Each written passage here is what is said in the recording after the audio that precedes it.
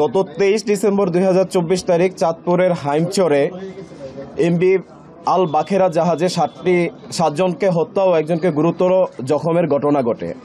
উক্ত ঘটনা বিভিন্ন প্রিন্ট ও ইলেকট্রনিক মিডিয়া ও সামাজিক যোগাযোগ মাধ্যমে প্রচারিত হলে তা সারা দেশব্যাপী ব্যাপক চাঞ্চল্যের সৃষ্টি করে। পরবর্তীতে উক্ত ঘটনায় জাহাজের মালিক বাদী হয়ে 24 ডিসেম্বর তারিখে একটি হত্যা মামলা দায়ের করেন। এই হত্যাকাণ্ডে জড়িত ব্যক্তিদের শনাক্ত ও গ্রেফতারে র্যাবের তৎপরতা বৃদ্ধি করা হয়।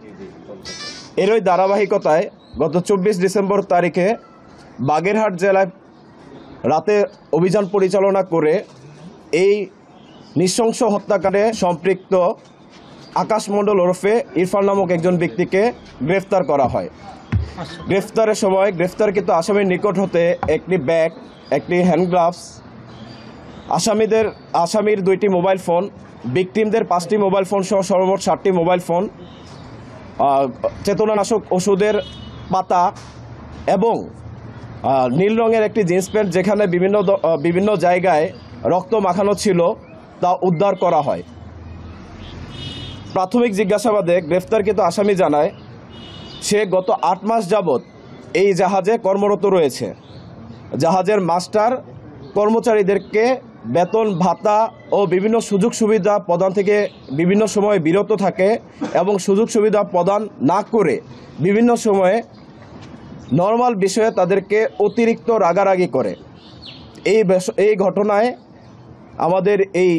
ঘটনায় সম্পৃক্ত আকাশ মণ্ডল ক্ষুব্ধ হয় এবং এই জাহাজে কর্মরত অন্যান্য সদস্যদের সাথে বিষয়টি আলোচনা করে। তবে আসামি দেয়া তথ্য মতে এই জাহাজে কর্মরত অন্যান্য যে কোনো সদস্য যখন কোনো রকম তাদের অধিকার নিয়ে কথা বলতে চায় তাদেরকে কোনো ধরনের বিচার বিবেচনা না করেই জাহাজ থেকে বিতাড়িত করা হয়, এমনকি তাদের বেতন ভাতাও প্রদান করা হয় না। যার কারণে জাহাজে কর্মরত অন্যান্য সদস্যরা তার সাথে একমত পোষণ করে এই অন্যায়ের প্রতিবাদ করত না। এমত অবস্থায় গ্রেফতারকৃত আকাশ মণ্ডলের মধ্যে ক্ষোভের সৃষ্টি হয় এবং এই ক্ষোভ থেকেই সে পরিকল্পনা করে তার এই মাস্টারকে উচিত শিক্ষা দিবে। এই পরিকল্পনার অংশ হিসেবেই আনুমানিক গত 18 ডিসেম্বর তারিখে তিনি 3টি পাতা ঘুমের ওষুধ ক্রয় করেন এবং নিজের হেফাজতে রেখে দেন। পরবর্তীতে 22 ডিসেম্বর তারিখে যখন এই জাহাজটি চট্টগ্রাম থেকে সিরাজগঞ্জের পথে রওনা হয় এবং চাঁদপুরের হাইমচর এলাকায় পৌঁছানোর পর জাহাজটি হাইমচরে নোঙর করা হয়।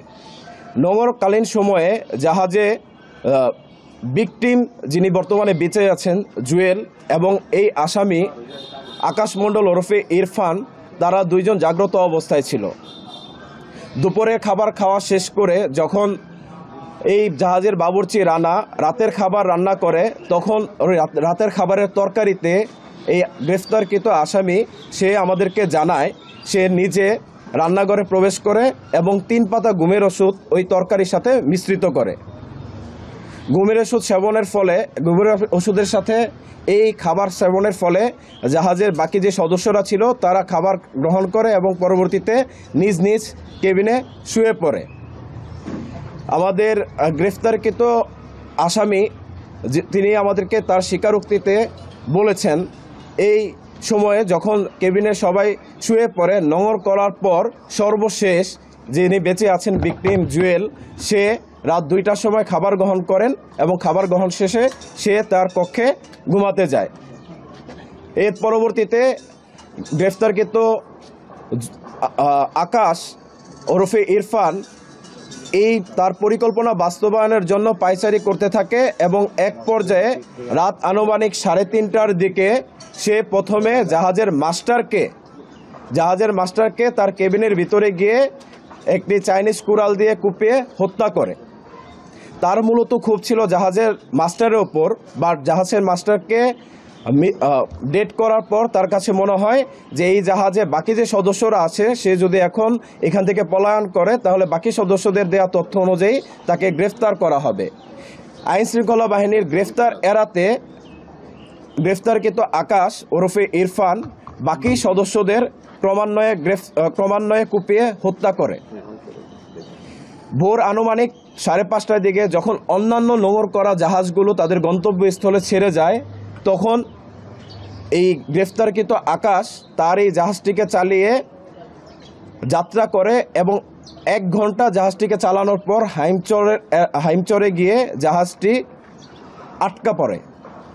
পরবর্তীতে একটি মাঝির নৌকার দ্বারা সে চরে গিয়ে অবস্থান করে এবং সেইখান থেকে আত্মগোপনে চলে যাওয়ার উদ্দেশ্যে বাগেরহাটে গমন করে।